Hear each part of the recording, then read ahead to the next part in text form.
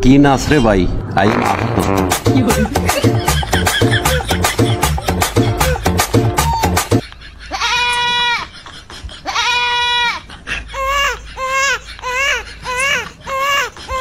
বাংলাদেশে না, শুধু বাংলাদেশ বলতে এটা ভুল হবে, পুরো পৃথিবীর বিখ্যাত এক নাম্বার যদি অ্যাক্টর থেকে থাকে তাহলে বাংলাদেশের অনেক উপকার করেছেন এবং কি খুব বাংলাদেশকে রিপ্রেজেন্ট করেছে অভিনয় জগতের এই জায়েদ খান। তিনি নায়ক হিসাবে বিখ্যাত নোবেল পুরস্কার প্রাপ্ত ইতিমধ্যে তিনি, কারণ সাকিব খানের মাথায় বাড়ি, কেননা তাকে নিয়েই এখন পুরো বাংলাদেশের সোশ্যাল মিডিয়া তোলপাড় এবং কি হাস্যকর।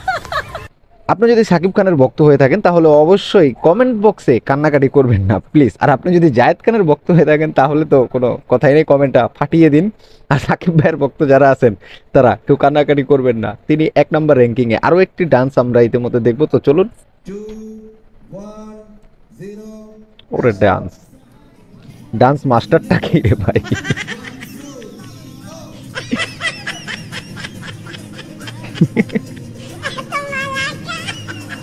এই ড্যান্সটা যদি, দুঃখের বিষয়, এই ড্যান্সটা যদি বিখ্যাত সিনেমাটিক এডিটর অথবা সিনেমাটিক পুরস্কার দাতা দেখতো তাহলে নোবেল পুরস্কারটা সাকিব খান তো দূরের কথা, ওয়ার্ল্ডের টপ নায়কের দূরের কথা, জায়েদ খান প্রাপ্ত। ইতিমধ্যে হিরো আলমকে হার মানিয়ে বাংলাদেশের আলোচনায় জায়েদ খান, যা বিনোদন মাস্টার, যার অভিনয় আছে ক্যারাটি, যার অভিনয় আছে অফুরন্ত ভালোবাসা।